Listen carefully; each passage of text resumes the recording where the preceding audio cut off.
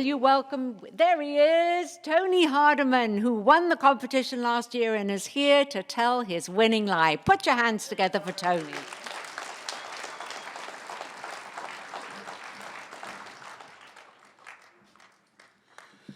Thank you, everybody. It's good to be back. So, I was a little worried because after I had won, I thought, oh, okay, they're probably going to ask me to come back next year. Because, Bernadette had told, well, the judges were making up their mind, and she won the year before. And time went by, and time went by, and time went by, and I said, maybe I'm not going to perform this year. Then she called, and here I am. So, now, this story is about my great-great-grandfather. But I'm not going to call him my great-great-grandfather. That takes too long. So I'm just going to call him my grandpa. Okay, so whenever I say my grandpa, that's who I'm talking about. Now, my grandpa, he was a mountain man.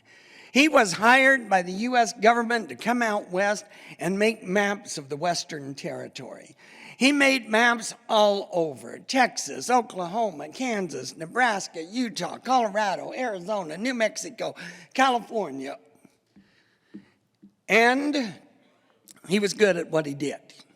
And because of that, because he was hired along with some other famous men, he got to be friends with people like Jim Bridger, Kit Carson, John Fremont. But my grandpa was good at something else. My grandpa was a hunter. And he wasn't just good at hunting small game animals like rabbits and pheasants. He was good at getting the big game animals, the deer, the elk, the moose, the caribou, the antelope, the buffalo. And he was so good at this that he could find these animals even in the most severe weather conditions.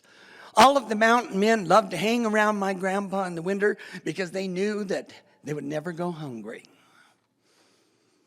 Well, after they had pretty much mapped out the country, my grandpa suddenly found himself unemployed.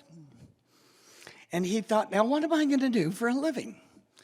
And he thought, there's a lot of people that are moving west, and they need scouts. Now, who better than me to be a scout? Because, hey, I mapped this territory. If anybody knows it, it's me. So he set out for St. Louis, Missouri, which is where all of the great trails began. The Chisholm, the Oregon, the California.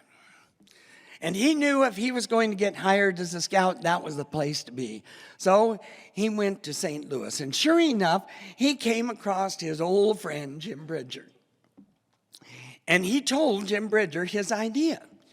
And Jim Bridger said, you're in luck because I have just been hired by a man named Brigham Young to be a scout for a group of pioneers that wants to settle on the eastern shores of the Great Salt Lake. And he says, now, he's not going to hire you as a scout because that's what he has me for. But I know he will hire you as a hunter.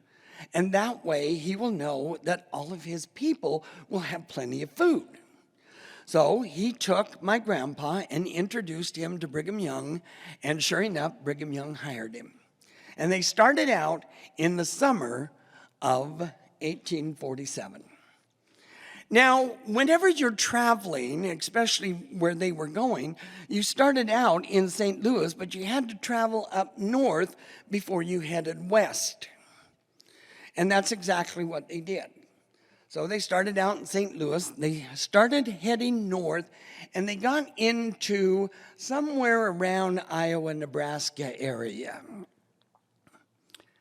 And that's when the trouble started. Because when they hit this area, it started to snow. And it snowed, and it snowed, and it snowed, and it snowed. Matter of fact, there was so much snow that over 4 feet of snow fell within the first 24 hours, making it completely impossible for this group of pioneers to continue their trek westward. They had to spend the winter there. They called it winter quarters, and it is now the city of Omaha, Nebraska. Now, the pioneers were worried about starvation. They were worried about freezing because the Conestoga wagons provided a lot of good insulation. And of course, they knew that they was going to be traveling in the winter, so they brought plenty of warm clothing with them. But they were worried about going hungry. And my grandpa says, that's why you hired me. I will make sure that you have all of the meat that you need. So, as the blizzard continued to fall, he takes his rifle, he puts it into his saddle, he climbs onto his horse, and he starts to ride out into the blizzard. But his horse slipped and became lame. Now everybody was worried, oh great, now we're going to starve. And he says, no, you're not. I can still get the meat, I just need to borrow somebody else's horse. Well, one man, he didn't want anybody to starve to death, so he says, here, take mine. So my grandpa takes his gun, puts it in the saddle on that horse, climbed on, rode out into the blizzard.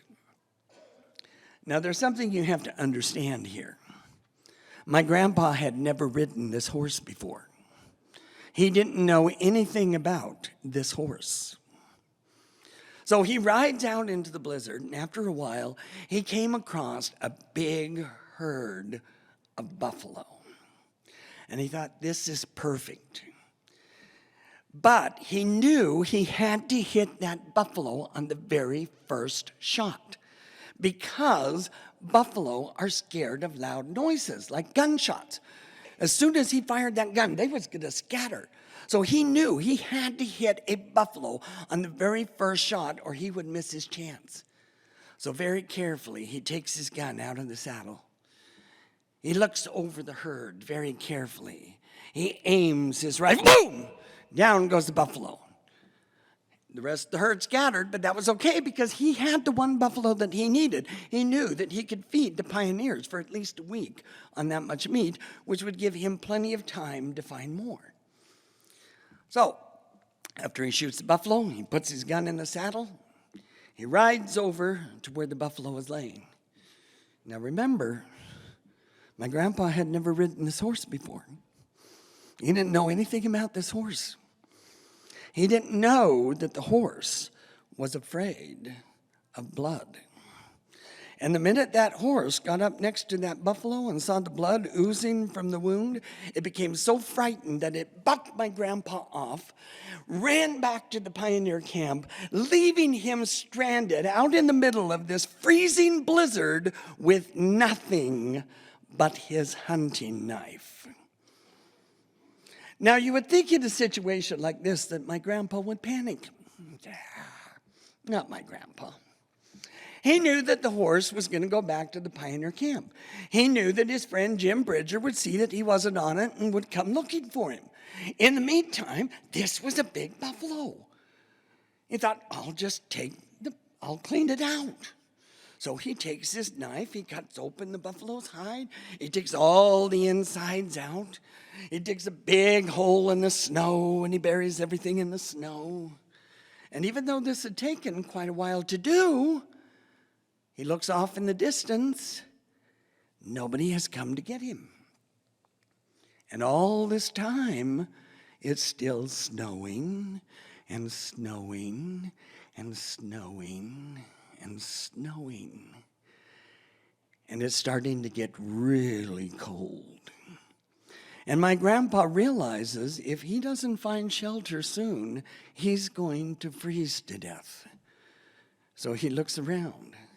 But this is the Iowa-Nebraska prairie. It's flat. There is no place that he can find shelter. There's no trees, there's no rocks, there's no caves, there's nothing. My grandpa realizes there's only one thing he can do to stay warm. He has to climb inside that buffalo. So he opens it up and he crawls in, pulls the hide over him. And that buffalo was so big that he just fit right inside that buffalo. And it was so nice and warm, my grandpa fell sound asleep while inside that buffalo. Now, he had no idea how long he had been inside that buffalo, but something woke him up. Something was pulling at one end of the buffalo. Now, he's not about to poke his head out. I mean, this could be bandits, this could be wild animals. He has no idea what he's dealing with. So he takes his knife, very carefully, he cuts a small hole in the buffalo's hide. And he peeps through to see the tail ends of two wolves nibbling at the other end of the buffalo. And he thinks, now this is perfect, because I'm inside, and all the wolves can smell is the buffalo. They can't smell me. And because they can't see me, they don't know that I'm here. Now, somehow, if I can get my hands outside and grab onto their tails and pull on them, it'll frighten them. They'll run away. I'll be safe. So he takes his knife. He cuts two holes in the buffalo's hide. He puts his hands through, grabs onto the wolf's tails, and pulls. Now, there's just one little problem here. My grandpa had been inside this nice, warm, moist buffalo. And outside, it was freezing cold. It was so cold, there were icicles hanging from the wolves' tails. And whenever you take anything warm and moist and you put it onto something freezing cold, they stick together. You cannot pry them apart. If you don't believe me, go put your tongue on a freezer shelf. See how long it takes you before you get free. All right? Yeah. So he grabbed onto those wolves' tails and he pulled on the wolves' tails and they started to run. But because his hands were froze to their tails, they started to pull him while he's still trapped inside this buffalo. Now, my grandpa had never been in a situation like this. He had no idea what to do. And while he's sitting here trying to figure this out, he happens to pull on one of the wolves' tails. And they turned and went that way. All right, let's try something. So he pulled on the other wolf's tail. They turned and went that way. He thought, if I do this right, I'll bet you I could pull those wolves, I could guide those wolves right back to the pioneer camp. So that's what he did. He started pulling on their tail, just like he would on the reins of a horse. And sure enough, he guided those wolves right back to the pioneer camp. Now, pioneer camp gets there. All of the pioneers, they see these two wolves come running towards the pioneer camp. They have no idea that my grandpa is following behind inside of a buffalo. They think these wolves are rabid. They're running around. They're slipping in the snow. They're trying to find their guns to shoot these wolves.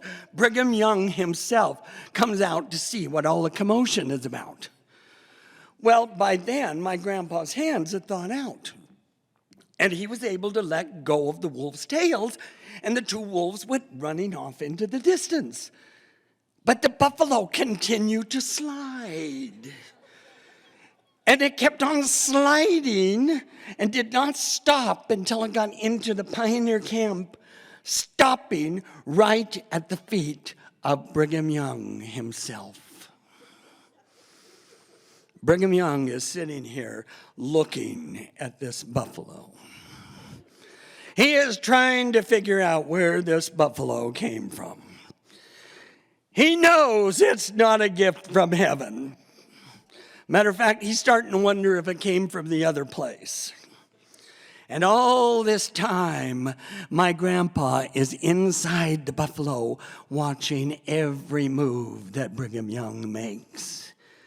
Well, Brigham Young decides to start walking around that buffalo. And as soon as he gets to the part where the hide is open, my grandpa yells, "Surprise!" And that's how my grandpa saved the pioneers from starvation. Thank you.